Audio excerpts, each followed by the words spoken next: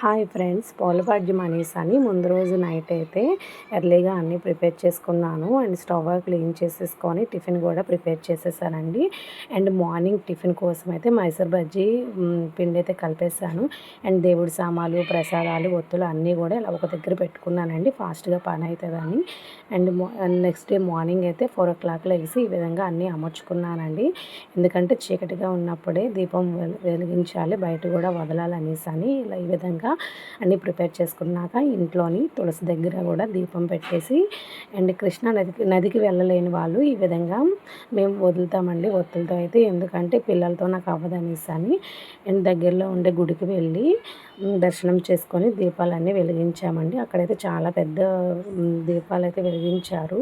So నా పాలపాడ్యం అయితే ఈ విధంగా జరిగింది. మీరు ఎలా చేసుకున్నారో కామెంట్ చేయండి. మరిన్ని interesting video please like, share, subscribe చేసుకోండి. Thank you for watching.